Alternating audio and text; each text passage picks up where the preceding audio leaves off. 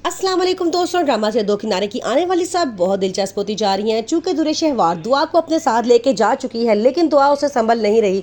दुआ बहुत रोती है। आगे से अगर दुरे शहवार परेशान होकर वलीद को फ़ोन करती है तो फ़ोन मावरा उठाती है। मावरा कहती है दुआ इतना क्यों रो रही है, तो वो कहती है कि तुमने वलीद का फ़ोन क्यों उठाया है। मावरा कहती है फ़ोन मैं उठाऊँ या वलीद उठाए, एक ही बात है, तुम्हें क्या कहना है। वो कहती है कि नूरी को जल्दी से भेजो, वो दुआ को संभाले आके। दुआ चुप नहीं कर रही।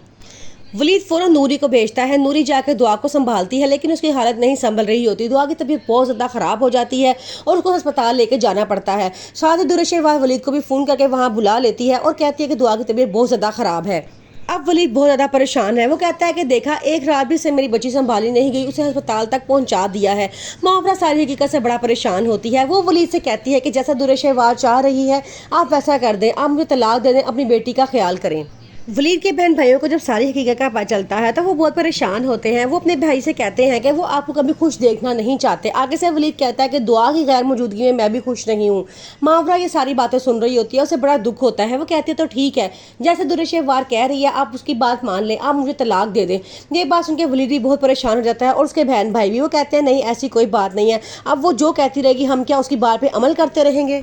आयमा भी दुरेशेवार को आड़े हाथों लेती है। वो उसे कहती है कि जब आप भाई की ज़िंदगी से निकल चुकी हैं तो इस घटिया शर्त की क्या ज़रूरत है। आपको क्या लगे कि वलीद के साथ चाहे जो मर्जी लड़की रहे, अब तो आप उसकी ज़िंदगी से जा चुकी हैं।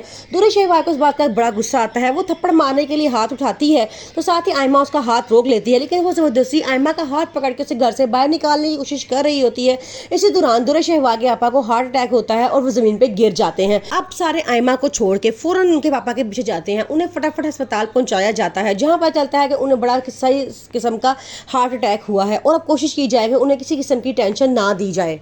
वलीद अब बहुत परेशान है। उसे समझ नहीं आ रहा कि वो क्या करे। उसकी बेटी की हालत दिन ब दिन बिगड़ती जा रही है, जबकि दूसरी तरफ वो मावरा को भी नहीं छोड़ रहा। वो चाहता है कि मावरा के साथ नाइंसाफ़ी क्यों की जाए, वो इतनी अच्छी लड़की है। लेकिन अब सब वो मावरा ने खुद ही से मशवरा दिया है कि तुम अपनी बेटी को वापस ले आओ, वो तुम्हारे पास ज़्यादा बेहतर रह सकेगी। इससे तो साफ ऐसे लग रहा है जैसे दुरेशेवार वलीद से तलाक हासिल करने के बाद बहुत पछता रही है कि उससे बहुत बड़ी गलती हो गई है, क्योंकि शहीर ने उसे बीवियों वाला मकाम नहीं दिया है। शहीर ने साफ कह दिया है कि मुझे बच्चे नहीं पसंद, इसलिए मैं नहीं चाहता कि हमारी औलाद हो, और साथ ही उसे किसी फ्लैट में रखा हुआ है, अपने घर नहीं लेके गया। हालांकि शादी से पहले उसने ये बात की थी कि जब हमारी शादी होगी उसके बाद मैं तुम्हें अपने घर लेके जाऊंगा, अपनी अम्मी से मिलवाऊंगा। लेकिन जब दुरेशेवार ने इस बात का इजहार किया तो उसने साफ इनकार कर दिया और कहा कि मेरी मामा जब उस वक्त तुम्हें शादी के लिए बहू बनाने के लिए तैयार नहीं थी कि जब तुम कंवारी थी, अब वो तुम्हें अपनी बहू के रूप में कैसे कबूल कर लेंगी। साथ ही अपनी बीवी के साथ मिलकर दुरेशेवार को तलाक देने की तैयारी में मसरूफ है।